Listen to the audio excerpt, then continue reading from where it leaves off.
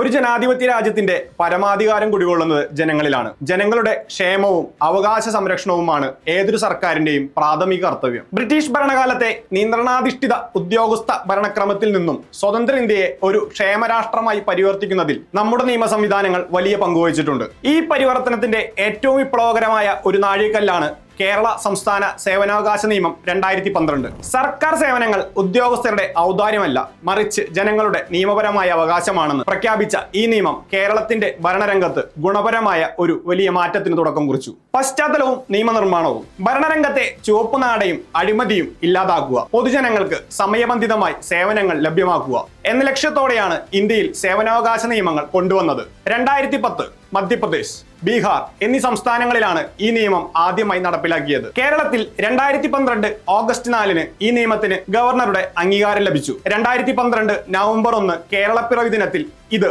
ഔദ്യോഗികമായി പ്രാബല്യത്തിൽ വരികയും ചെയ്തു. തദ്ദേശ സ്വയംഭരണ സ്ഥാപനങ്ങൾ, വില്ലേജ് ഓഫീസുകൾ, പോലീസ് സ്റ്റേഷനുകൾ തുടങ്ങി സാധാരണക്കാരായ ജനങ്ങൾ നിത്യേന ആശ്രയിക്കുന്ന എല്ലാ സർക്കാർ വകുപ്പുകളെയും ഈ നിയമത്തിന്റെ പരിധിയിൽ കൊണ്ടുവന്നു.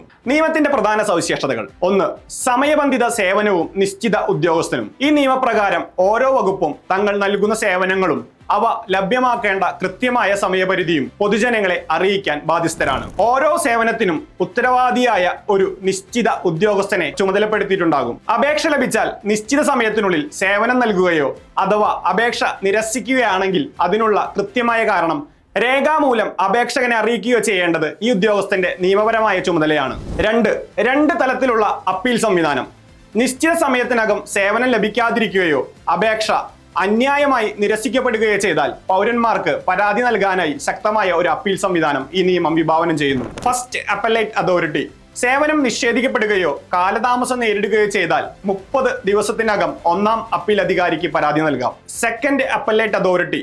1-ാം അപ്പീൽ അധികാരിയുടെ തീരുമാനത്തിൽ തൃപ്തിയല്ലെങ്കിൽ 60 ദിവസത്തിനകം 2-ാം അപ്പീൽ അധികാരിയെ സമീപിക്കാവുന്നതാണ്. ഈ അധികാരികൾക്ക് തെളിവുകൾ ശേഖരിക്കുന്നതിനും ഉദ്യോഗസ്ഥരെ വിളിച്ചു വിസ്തരിക്കുന്നതിനും ഒരു സിവിൽ കോടതിയുടെ അതേ അധികാരങ്ങൾ ഉണ്ടായിരിക്കുന്നതാണ്. ഈ നിയമത്തിന്റെ ഏറ്റവും വലിയ കരുത്ത് എന്നത് കൃത്യവിലോപം കാണിക്കുന്ന ഉദ്യോഗസ്ഥർക്കെതിരെയുള്ള സാമ്പത്തിക പിഴയാണ്. കാര്യമായ കാരണങ്ങളില്ലാതെ സേവനം വൈകിപ്പിക്കുന്ന ഉദ്യോഗസ്ഥരിൽ നിന്നും വൈകുന്ന ഓരോ ദിവസത്തിനും 250 രൂപ വീതം പരമാവധി 5000 രൂപ വരെ പിഴ ഈടാക്കാൻ 2-ാം അപ്പീൽ അധികാരിക്ക് അധികാരമുണ്ട്. സേവനം പൂർണ്ണമായി നിഷേധിച്ചാൽ 500 രൂപ മുതൽ 5000 രൂപ വരെ ഒറ്റത്തവണ പിഴയായും ഈടാക്കാം.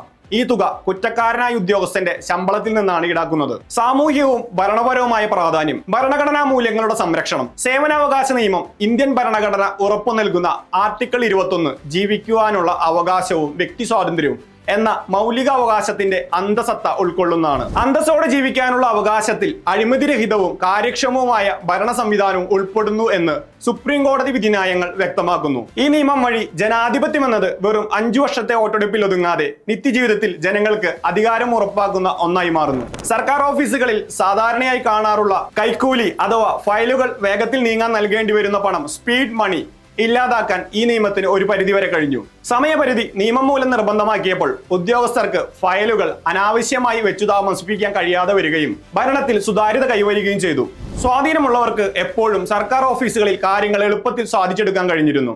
എന്നാൽ ഈ നിയമം ഒരു സാധാരണക്കാരനും പാവപ്പെട്ടവരും ഇടനിലക്കാരുടെ സഹായമില്ലാതെ തന്നെ തങ്ങളുടെ അവകാശങ്ങൾ ചോദിച്ചു വാങ്ങാനുള്ള നിയമപരമായ കരുത്തു നൽകി. ഇതിന്റെ ഭാഗമായി രൂപം കൊണ്ട 2025 പുതിയ ഭേദഗതികൾ വഴി സർക്കാർ സേവനങ്ങൾ പൂർണ്ണമായും ഓൺലൈൻ വഴി ലഭ്യമാക്കണമെന്ന് നിർബന്ധമാക്കിയിരിക്കുന്നു. ഇത് പൊതുജനങ്ങൾക്ക് ഓഫീസുകൾ കയറിറങ്ങുന്നതിനുള്ള ബുദ്ധിമുട്ട് ഒഴിവാക്കുകയും കൂടുതൽ സുതാര്യത ഉറപ്പാക്കുകയും ചെയ്തു. ഒരു ജനകീയ ജനാധിപത്യ ഗവൺമെന്റിന്റെ വിജയത്തിന്റെ അളവുകോൽ എന്നത് അത് ജനങ്ങൾക്ക് നൽകുന്ന സേവനങ്ങളുടെ ഗുണനിലവാരമാണ്. കേരള സംസ്ഥാന സേവനാവകാശ നിയമം ഉദ്യോഗസ്ഥ കേന്ദ്രീകൃതമായ ഭരണരീതിയെ ജനകേന്ദ്രീകൃതമായ ഭരണരീതിയിലേക്ക് മാറ്റുന്നതിൽ വലിയ വിജയം കൈവരിച്ചിട്ടുണ്ട്. പൗരന്മാർ തങ്ങളുടെ അവകാശത്തെക്കുറിച്ച് കൂടുതൽ ബോധവാന്മാരാകുമ്പോൾ മാത്രമേ ഇത്തരം നിയമങ്ങൾ അതിന്റെ പൂർണ്ണമായ ലക്ഷ്യത്തിലെത്തുകയുള്ളൂ.